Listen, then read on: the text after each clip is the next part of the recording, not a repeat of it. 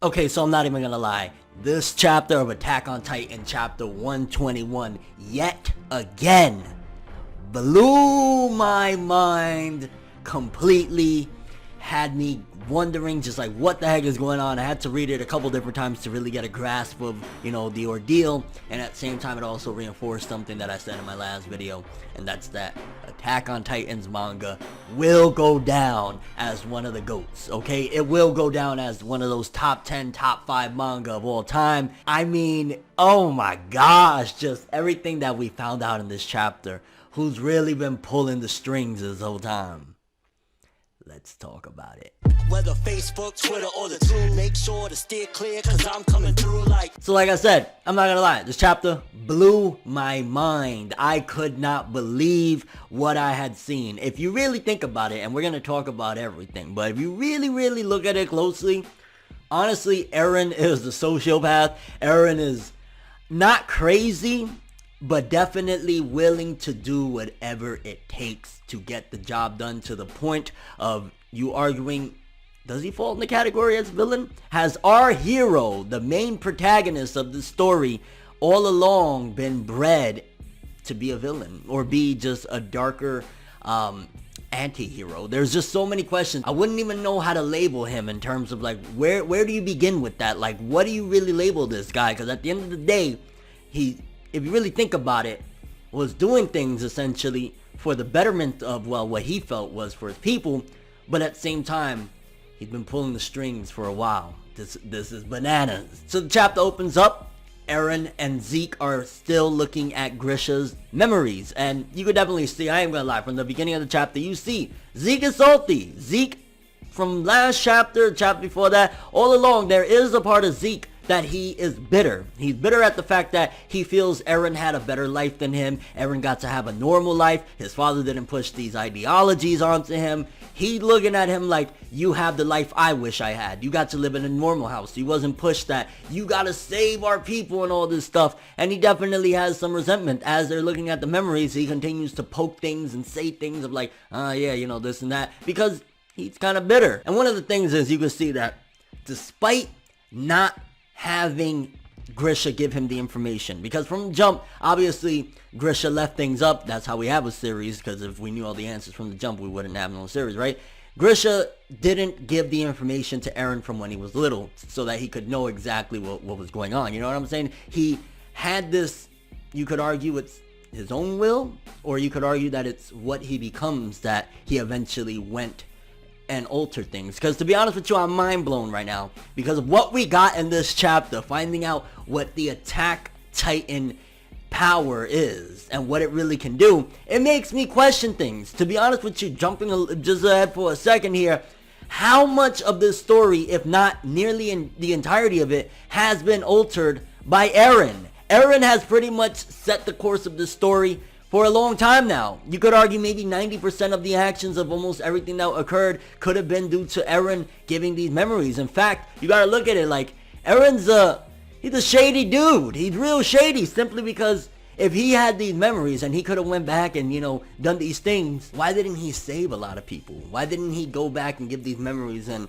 alright, I'm gonna save this person. This person is supposed to die. Let me give them the memories so they can alter it. You could see that he put the mission of whatever it is that he's planning on doing with this power, if he manages to overcome Zeke or whatnot, he put that over people's lives. A lot of people, he could have saved his mother's life if you really think about it. If he would have given Grisha the memory of, hey, your wife is going to die this way, he could have done that. But instead, he was like, alright, if I do that, it's going to alter the course of a lot of things, and I might not get to the point of where I'm at now to have this power. So he allowed his mother even to die, if you think about it. Like, Eren became a monster. And it's like, it's sad, but it's so true and so appropriate right now.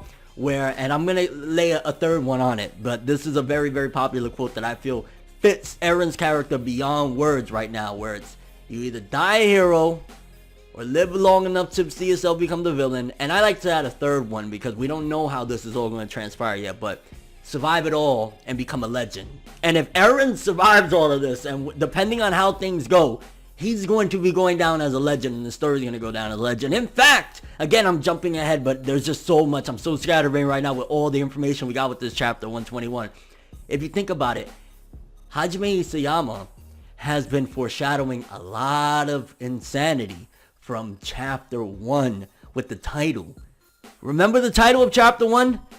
To you, 2,000 years from now? Yeah, mind blown. On top of course, when Kruger was talking to Eren's father, Grisha, and I think he referenced, what was it, Mikasa and Armin, and we was like, whoa, what's going on here? How would he know these things? So he's been foreshadowing, regardless of what, chapter 1 alone, that's mind blowing. Like, to you, 2,000 years from now, which there hasn't been a 2,000 year grace period, so I don't know if it was referring to all the memories, or if there's somebody in the distant future, or there's a memory from the distant future that they already seen. Like, there's so much even there, but like, just that alone, to you, 2,000 years from now, blows my mind. And again, you see that Eren, it's so hard to say, like, did he carve his own path, or did he carve his own path? And what I mean by that is because he said, since I was born, I've been me. You know what I'm saying? Then we get that little shot of when those robbers, those burglars tried to kill him and Mikasa, and how they were all dead and Grisha showed up.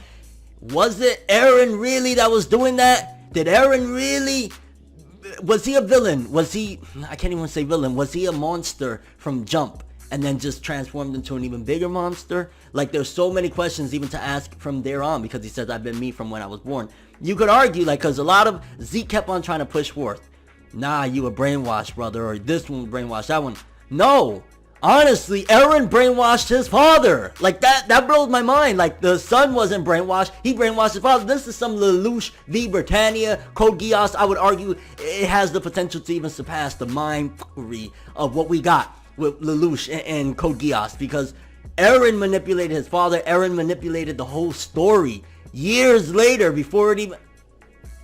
Insanity. And I love how it shows his ideals and how strong Eren's ideals were from Jump, when he says, no, I'm gonna be honest, if anyone's gonna steal my freedom, I'm gonna steal theirs. And it was a little complicated, so if I get a couple things wrong, forgive me, because the speech bubbles just had me all over the place. Like, wait, so is Zeke saying this, Eren saying this? But I'm pretty sure that was Eren that said that. Somebody's gonna steal my freedom, I'm gonna steal theirs. Which just shows how integral from Jump Eren had freedom and wanting to be free and liberate his people in his heart.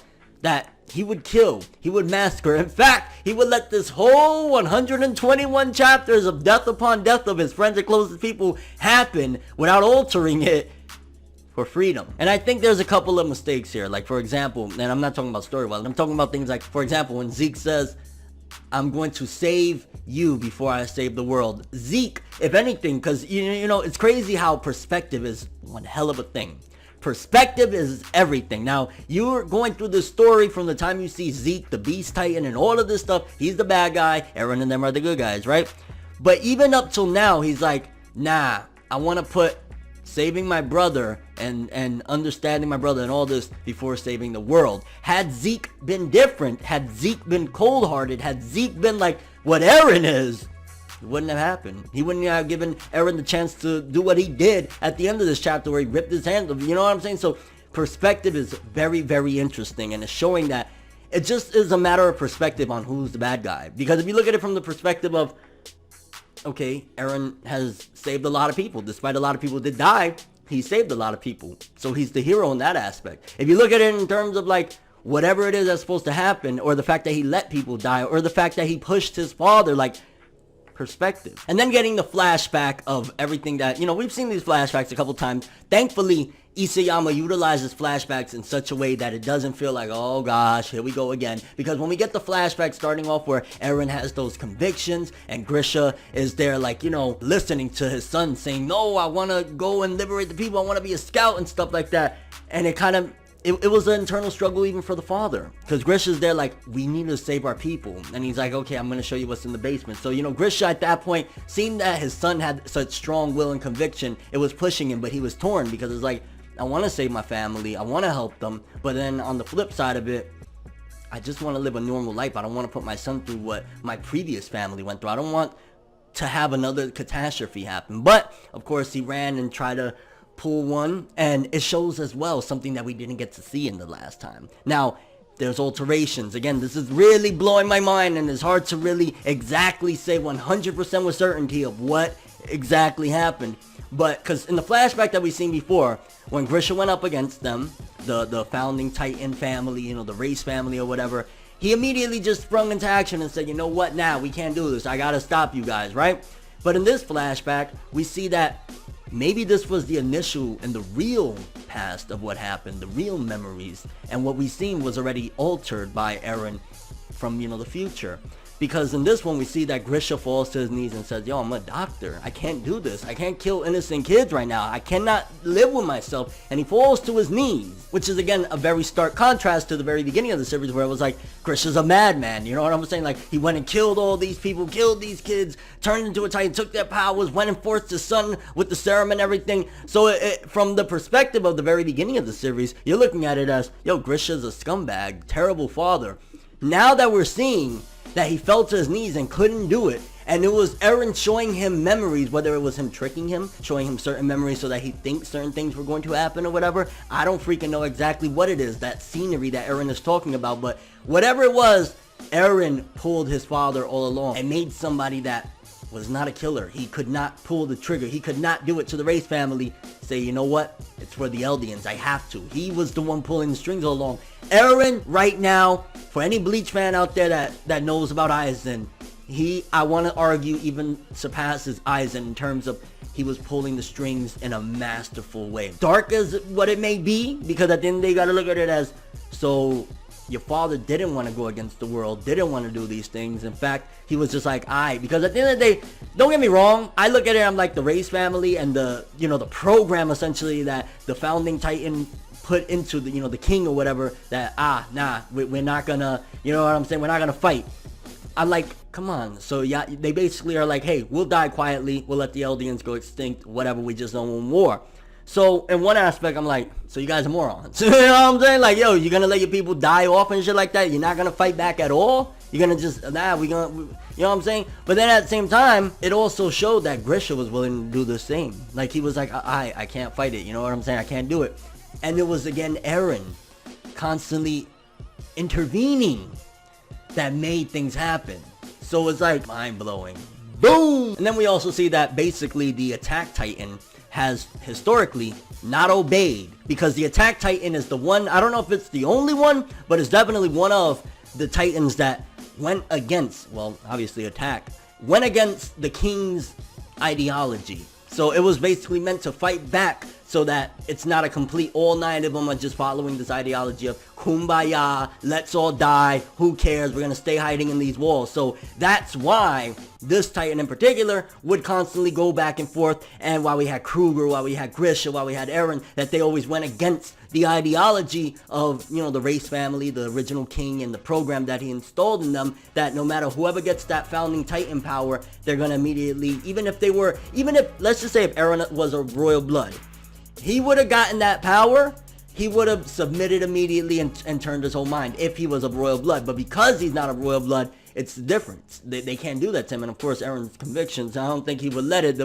seeing as how he was manipulating things and pulling the strings from in the distant future, which 2,000 years from now, crazy theory. What if Eren finds a way to make it that basically he's immortal? Maybe he uses the founding Titan once he overcomes Zeke in this particular portion to become immortal, and 2,000 years from now, he's showing memories to them of like, yo, we changed it, we survived, and I changed the world and everything. Maybe that's what he's gonna do. Maybe he's gonna make it that him alone is immortal, similar to like a Sinbad from Magi type of deal, where it's like, I'm going to right now, I'm going to be basically the god of this world and make sure we never go through this shit again. And that scene where Eren's father, Grisha, he's on the floor and he's like, are you happy, Eren? I killed everyone except the race father. Why won't you show me everything? The wall falling, and, if Carla's okay, I think that's the name of his wife and shit like that. Again, Eren was manipulating, and who knows? This is where I'm thinking, what if Eren was manipulating all of these Attack Titans and a lot of memories in general from the future? So what if Kruger was already manipulated by Eren and not only Grisha? Because then that also would showcase again, well, Eren's gone off the deep end, he's willing to do whatever, right? But also, this whole story was essentially written by Eren, despite the fact that he said to his father, hey, don't you know you gotta continue the story that you started? Shit like that. So is it Grisha that started the story, or was it you? Basically, it shows that, again, he manipulated his own father. Like, it's weird because the son that was raised the way he, the way conventionally and in a proper way, to a certain degree, obviously, within these walls or whatever, but, Eren was raised with love. He wasn't taught to be a soldier or anything like that. But he's the one that turned out nuts and a freedom fighter. While Zeke, he still has compassion in certain aspects. Like when, I am gonna lie, I got emotional. I really got emotional when Grisha kind of reunited with Zeke, apologized to him, said, I wish we would have got to spend more time. I love you. That shit hit me. That really, really hit me. I'm not even gonna lie, because it shows, again, despite certain circumstances, just because, again, it's all perspective, but Zeke really isn't the bad guy either. In fact, you could argue now, what Zeke is trying to do is he just doesn't want people to suffer no more. If they can't have kids no more, the race will die off. There will be no more conflict. While Eren is like, nah, we're gonna crush them. So while Eren has this badassery rebel with a major cause, Zeke is in a way like, nah, let's just stomp already. Even if we have to die, let's do it. So Zeke's mentality falls along the lines of the race family. He even says, oh, that girl and me, we could have been friends. And Eren's there like, you bitch, that moment. Like, Eren is the gangster. Like, hands down, Eren's the gangster, for better or worse, because I don't want to glorify it, because if you think about it, a lot of people died, and Eren, from these points, from when he touched his story of 4 years ago and all of this stuff, he could have saved it. He could have averted a lot of disasters if he would have given these memories. You know what I'm saying? So I don't want to say that him being the gangster is the right way either. It's all perspective. I mean, he was fighting so that his people could be saved and liberated, but who knows what could have happened. Maybe if he would have given the memories just a little bit before, they could have averted his mother dying. They could have maybe left the walls somehow, some way. There's so many different things. What if he would have given his father the memories? His father would have turned into a titan, grabbed his family, and bounced somewhere else and tried to survive. There's so many things he could have done, but instead, nah, we gonna do this. And then one of the things that Grisha said to Zeke is that his goals won't be, and his wish won't come true. It'll be Eren's. But then he also said, like, this catastrophe for a terrifying thing like that to happen. I'm imagining that means that the Titans in the wall are gonna come out and they're gonna stomp shit out. That's a terrifying thing. What other thing could be more terrifying than that? So the walls, the Titans in the walls, the whole threat that they've had or whatever, that's probably going to be one of the things that Eren accomplishes. If that's not the main goal of what he's trying to do with the Founding Titan right there with Ymir, if he can get her to listen to him, that's probably going to be one of the things he executes, is them going through and possibly the slaughtering of the Marley. Maybe Grisha already sees that the Marley will fall and that the Eldians will be free from the Marley control, but at the cost of millions being slaughtered. And that's why he told Zeke, you gotta stop Eren, which is crazy. Plot twist and a half that you're thinking that this is Grisha's will that's been passed on to Eren, and Eren's been running with his father's will this whole time. Eren was the puppet master the whole time. Like, I'm blown away. The plot twist after plot twist. Attack on Titan, classic series. I don't care. Great series. Like, and then seeing Zeke's expression. The villain being scared of the hero in a way of, you terrifying villain. When he finally puts two and two together and realizes, yo, you push father to do this and go against the world. You're the one. Like, the mood, the atmosphere, everything about this chapter 121. Again, Attack on Titan. It looks like right now, Hajime Isayama, he's not stopping. He's not letting off. Every chapter from here on out is probably going to be just fire, banging. Like, this chapter alone, the secret of the Attack Titan, how they could basically show future memories, change the past and everything. Bananas. Amazing. But also the emotional moment with Zeke. A father getting to have that one final moment with the son that he messed up with. Incredible. And the end of the chapter, Zeke basically ordering the Founding Titan, yo, euthanize these motherfuckers. And basically telling Eren, well, you didn't see far enough. It seems as though, based on everything we've seen, unless something changed, unless something occurred, like within all these memory jumps and all this time shit or whatever, that Eren is going to get his way, one way or another. Historically, Zeke said nobody's been able to stop the, Ymir when she's going off to do these things, which, by the way, it really is a shame. I really hope we get to see Ymir and her true mind and whatnot, because it's like, that's the Founding Titan, and she's just like a little lost girl that's just following orders. That's kind of like, I want to see her be truly at the pinnacle of herself and what she believes needs to be done at this point and whatnot. But now we just got to see what's going to happen. How is Eren going to be able to stop Ymir or change Ymir or just basically maneuver around this, because it seems as though that it's clear as day Eren is going to get his way.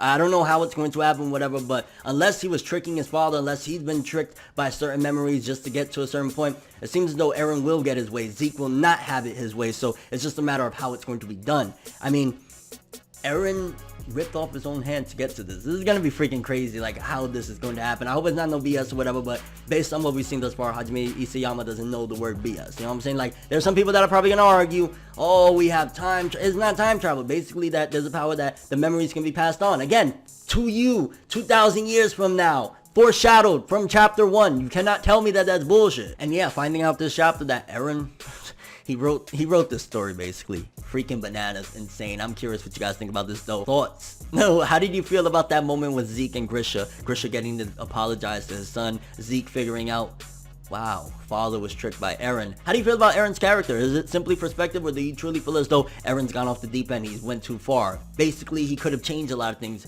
Potato Girl could have been alive right now. His mother could have been alive right now.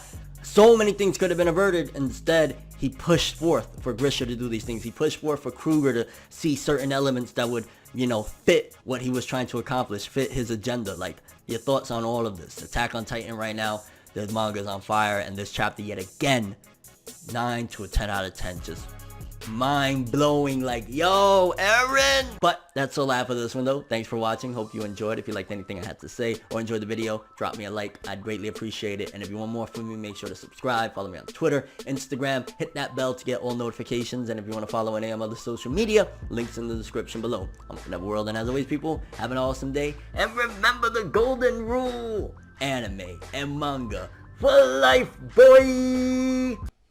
Have an awesome day. Peace in. Enjoy the next ride, but I was the best ride.